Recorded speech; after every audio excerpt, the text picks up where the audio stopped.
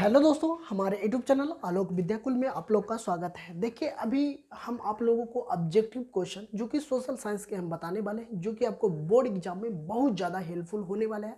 तो आप लोग वीडियो को पूरा अंत तक जरूर देखें। ये वीडियो आप लोगों को बहुत ज़्यादा मदद करेगा। तो आप लोग वीडियो को पूरा देखें। आपको हम 40 ऑब्जेक्टिव क्वेश्चन लाए हैं ताकि आपको बोर्ड एग्जाम में 100% है कि लड़ेगा। ये क्वेश्चन हम मॉडल पेपर, जो सरकारी मॉडल पेपर है, उससे छटनी करके, मतलब जो भी क्वेश्चन इंपॉर्टेंट है उसको पूछने का संभावना, वही क्वेश्चन को हम आप लोगों को बीच बताने का प्रयास करें। तो आप लोग वीडियो को थोड़ा सा भी स्किप ना करें, पूरा वीडियो अंत तक जरूर देखें। अगर वीडियो पे पहली बार है तो हमारे चैनल को जरूर सब्सक्राइब कर लीजिए, ऑल नोटिफिकेशन में कर लीजिए, ताकि आने वाला वीडियो का नोटिफिकेशन सबसे पहले आप तक पहुँच सकेगा।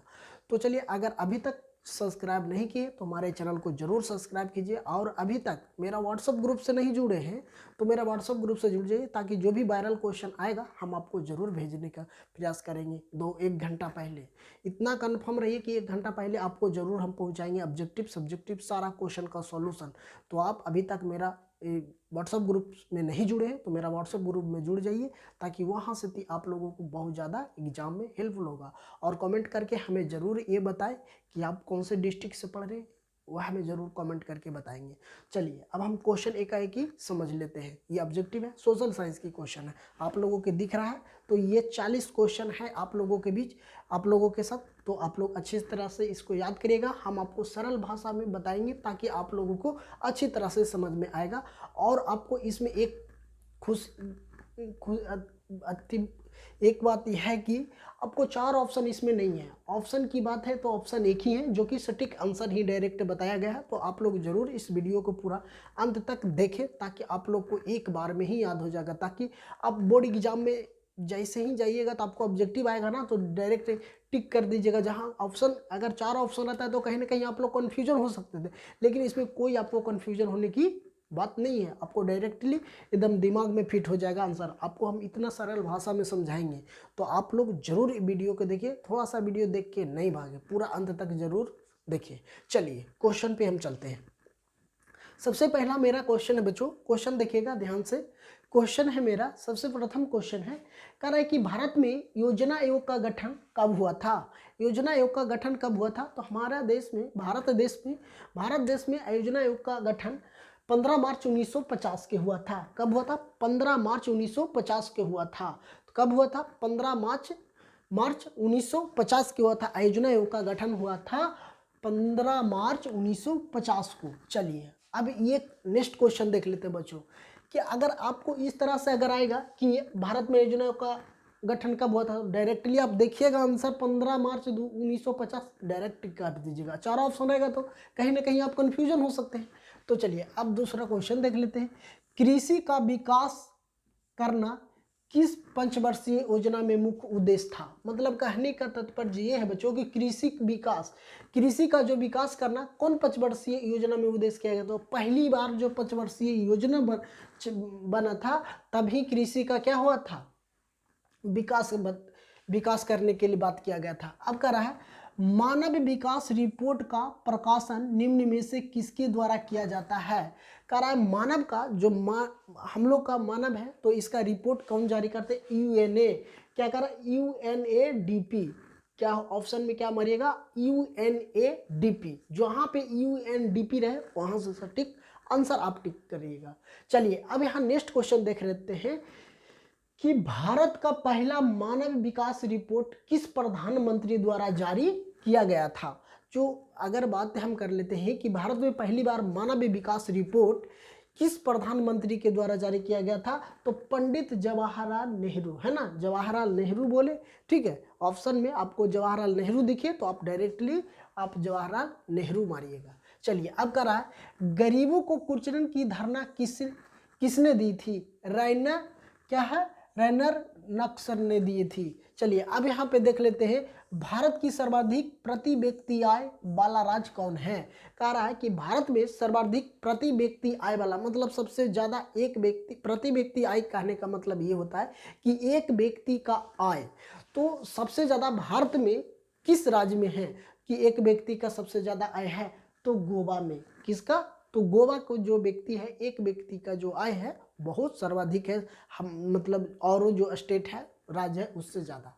चलिए अब नेक्स्ट क्वेश्चन है, भारत भर में किस देश में अर्जित आय की कुल मात्रा को क्या कहते हैं? तो हम कहने का ये क्वेश्चन समझिएगा, क्वेश्चन कह रहा है ना, क्वेश्चन यहाँ कह रहा है कि वर्ष भर में मतलब एक साल में किस देश में अर्जित आय को कुल मात्रा को क्या कहते हैं? तो राष्ट्रीय आय कहते हैं। क्या कहते हैं? राष्ट्रीय आय कहते हैं। कहने का मतलब कि एक वर्ष में जितना अर्जित आय होता है उसका कुल मात्रा को क्या कहते हैं? तो राष्ट्रीय आय कहते हैं। अब कह रहा है टका, टका किस देश का मुद्रा है? कहने का मतलब है कि टका किस देश का मुद्रा की रुपया है? तो बांग्लादेश का। टका किसको कहाँ, अब पैसा हम लोग भारत में बोलते हैं, पैसा को रुपया बोलते हैं, उसी बांग्लादेश में टका बोलता है। क्या बोलता है? टका बोलता है। चलिए अब देख लेते हैं नेक्स्ट क्वेश्चन। नेक्स्ट क्वेश्चन है मेरा कि बिहार में पहला क्षेत्रीय ग्रामीण बैंक कब स्थापित हुआ था? कहने का ये मतलब तात्पर्य है बच्चों कि बिहार में पहला क्षेत्रीय ग्रामीण बैंक का स्थापना कब हुआ था? 1975 में। कब हुआ था? 1975 में बिहार में पहला क्षेत्रीय ग्रामीण बैंक का स्थापना हुआ था। चलिए अब नेक्स्ट क्वेश्चन देख लेते हैं, केंद्रीय सहकारी बैंक किस स्तर पर काम करता है? केंद्रीय सहकारी बैंक किस स्तर पर काम करता है? तो जिला लेवल पर, मतलब कि जिला स्तर पर काम करता है। किस स्तर पर काम करता है बच्चों? जिला स्तर पर काम करता है। किस पे काम करता है? जिला स्तर पे। चलिए अब यहाँ नेक्स्ट क्वेश्चन देख लेते हैं हम लोग कि प्राथमिक कृषि शाखा समिति कृषि क्या कर रहा है? फिर से देखिएगा क्वेश्चन, प्राथमिक कृषि शाखा समिति कृषकों के किस प्रकार का ऋण प्रदान करती है? तो माध्यमकालीन ऋण प्रदान करती है। कौन करती है? प्राथमिक कृषि शाखा समिति। जहाँ पे प्रथम कृषि शाखा समिति होगा वहाँ से कृषि मतलब जो किसानों के लिए कौन सी पर ऋण प्रदान करता है, ऋण मतलब कर्जा देने का काम, इसको क्या बोलते हैं? मध्यकालीन। कहाँ पे? मध्यकालीन में। चलिए अब हम नेक्स्ट क्वेश्चन देख लेते हैं यहाँ पे कि आर्थिक विकास है ना, आर्थिक विकास का तीसरा क्षेत्र क्या होता है? आर्थिक विकास का तीसरा क्षेत्र, आर्थिक विकास कहने का मतलब कि हमारी आर्थिक मतलब हमारा स्थिति क्या है, स्थिति में मतलब हमको कमाई क्या, तो किसको हम सेवा क्षेत्र को रखते हैं? किसको रखते हैं? हम सेवा क्षेत्र को रखते हैं। अब कह रहा है नेक्स्ट क्वेश्चन देखते हैं, सरकार द्वारा लगाए गए अनावश्यक नियंत्रणों तथा प्रतिबंधों को हटाना क्या कहलाता है? उदारीकरण कहलाता है। क्या कहलाता है? उदारीकरण कहलाता है। करा सरकार द्वारा लगाए गए अनावश्यक नियंत्रणों तथा प्रतिबंधों को हटाना को क्या कहते हैं? उदारीकरण कहते हैं। क्या बोलते हैं? उदारीकरण। अब नेक्स्ट क्वेश्चन है मेरा कि विश्व व्यापार संगठन का मुख्यालय कहाँ है? विश्व व्यापार क्या कर रहा है? विश्व व्यापार संगठन का मुख्यालय कहाँ है? तो जिनेवा में है। कहाँ पे मारेंगे? ऑप्शन मार देंगे हम, जिनेवा। कहाँ मारेंगे? जिनेवा में। अब यहाँ पे नेक्स्ट क्वेश्चन देख लेते हैं बच्चों। नेक्स्ट क्वेश्चन मेरा है कि वर्तमान में उपभोक्ता संरक्षण हेतु कितने राज्य आयोग में काम कर रही है? जो कितने राज्यों में कर रहा है? वर्तमान में उपभोक्ता संरक्षण हेतु कितने राज्यों में कितने राज्यों का आयोग का काम कर रहा है? कितने? तो 35 राज्यों को। कितने? 35 राज्यों में ये काम कर रही है। अब कर रहा है सहकारिता प्रांतीय सरकारों का हस्तक्षेप योग विषय कब बनी? 1919 में। और एक बात ध्यान रखिएगा, 1919 में 13 अप्रैल 1919 को जलियांवाला बाग हत्या कांड भी हुआ था। तो यहाँ से आपको 2 क्वेश्चन याद हो जाएगा कि सहकारिता प्रांतीय सरकारों का हस्तक्षेप योग का विषय कब बनी थी? 1919 को। अगर आपसे ये भी क्वेश्चन पूछ लिया जाए कि जलियांवाला बाग हत्याकांड कब हुआ था, तो 13 अप्रैल 1919 को ही हुआ था। चलिए अब कर रहा है मैगजीन उत्पादन में अग्रणी राज्य कौन है? मतलब अग्रसित राज्य कौन है? तो ओडिशा है। कौन है? उड़ीसा है। कौन सा है राज्य? उड़ीसा है। चलिए अब यहाँ पे नेक्स्ट क्वेश्चन है, निम्न में से कौन सा लौह अयस्क का एक प्रकार का है? एक प्रकार है तो हेमाटाइट। हेमाटाइट है क्या है? लौह अयस्क का एक प्रकार है। क्या है? एक प्रकार है। चलिए अब यहाँ पे नेक्स्ट क्वेश्चन है, भाखड़ा नागल परियोजना किस नदी पर बनी है? कह रहा है भाखड़ा नागल परियोजना किस नदी पर बनी है? तो सतलज नदी पर बना है। किस पे बना हुआ है? तो सतलज नदी पर बना हुआ है। चलिए अब यहाँ नेक्स्ट क्वेश्चन है, निम्नलिखित में से कौन भारत का पहला स्वदेशी प्रयास से बना परमाणु विद्युत केंद्र है? तो कहाँ पे है? कालीपक्कम परमाणु विद्युत केंद्र। कहाँ? कालपक्कम परमाणु विद्युत केंद्र, याद रखिएगा, कलपक्का परमाणु विद्युत का केंद्र है यहाँ पे। अब यहाँ पे नेक्स्ट क्वेश्चन है मेरा कि ध्यान दीजिएगा कि हिमाचल प्रदेश के मणिकरण में किस प्रकार का ऊर्जा संयंत्र है? भूविद्युतीय। क्या है? भूविद्युतीय ऊर्जा संयंत्र का। क्या है? विद्युतीय ऊर्जा संयंत्र का। अब यहाँ कह रहा है प्राकृतिक गैस किस खनिज के साथ पाया जाता है? तो पेट्रोलियम के साथ पाया जाता है बच्चों। किसके साथ पाया जाता है? तो पेट्रोलियम के साथ पाया जाता है। चलिए अब कह रहा है ब्रिटेन के सहयोगी से कहाँ लोहा का इस्पात का उद्योग बनाया गया था? तो दुर्गापुर में। कहाँ पे बनाया गया था? तो दुर्गापुर में। क्वेश्चन आपसे आ जाएगा कि ब्रिटेन का सहयोग से कहाँ पे लौह अयस्क का उद्योग बनाया गया था? तो दुर्गापुर में। कहाँ मारेंगे ऑप्शन? हमको दुर्गापुर जहाँ ऑप्शन दिखेगा वहाँ पे क्या कर देंगे। अब यहाँ पे देखिए हुगली औद्योगिक प्रदेश का केंद्र है। कौन है? हुगली औद्योगिक प्रदेश का केंद्र है कोलकाता कोनरा में। कहाँ? कोलकाता और कोनरा में। तो आपको कोलकाता दिखाई देगा, वहीं पे आपको टिकअप कर देना है। चलिए अब यहाँ पे देख लेते हैं नेक्स्ट क्वेश्चन। तो आप लोगों को ये क्वेश्चन हम 20 को बताए हैं, तो आप लोगों को अच्छी तरह से याद हो गया होगा। तो अगर आपको जहाँ भी एग्जाम में अगर इस तरह का क्वेश्चन आएगा आप आराम से बना सकते हैं। चलिए इसी प्रकार से हम सुबह के 6 बजे मॉर्निंग के टाइम 6:15 में या तो 6:10 में मेरा ऑब्जेक्टिव का वीडियो आता है। शाम में आपको मैथ या तो साइंस का लॉन्ग क्वेश्चन और शॉर्ट क्वेश्चन का वीडियो अपलोड होता है। तो आप लोग ज़रूर देखिए वहाँ जाकर। और इसका प्लेलिस्ट भी बना हुआ 2024 बोर्ड एग्जाम करके आपको प्लेलिस्ट भी बना हुआ, वहाँ से प्लेलिस्ट में आपका पूरा वीडियो अपलोड है, जो कि बोर्ड एग्जाम में बहुत ज़्यादा आप लोगों को हेल्पफुल होगा। तो वहाँ नहीं मिले तो आप प्लेलिस्ट में जाकर वहाँ से भी पूरा वीडियो देखिए, ताकि आप लोगों को बहुत ज़्यादा हेल्पफुल होगा। चलिए अब यहाँ पे नेक्स्ट क्वेश्चन है कि भारत का सबसे छोटा रेलवे जोन कौन है? भारत का सबसे छोटा रेलवे जोन कौन है? तो उत्तरी पूर्वी सीमा रेलवे। क्या है? उत्तरी पूर्वी रेलवे सीमा है जो सबसे छोटा है। अब कह रहा है फल्टा। क्या कह रहा है? फल्टा विशेष आर्थिक क्षेत्र कहाँ स्थित है? तो कहाँ स्थित है? तो पश्चिम बंगाल में। कहाँ स्थित है बच्चों? तो पश्चिम बंगाल में स्थित है। अब यहाँ पे देखिए नेक्स्ट क्वेश्चन है कि भारत का पहला सीमेंट संयंत्र कहाँ स्थापित हुआ था? जो सबसे पहले सीमेंट का कारखाना कहाँ स्थापित हुआ था? तो चेन्नई में हुआ था। कहाँ पे हुआ था? चेन्नई में। ऑप्शन में क्या मारेंगे? चेन्नई। अब देखिए यहाँ पे नेक्स्ट क्वेश्चन आ रहा है कि निम्न में से कौन सा जीवाश्म ईंधन है?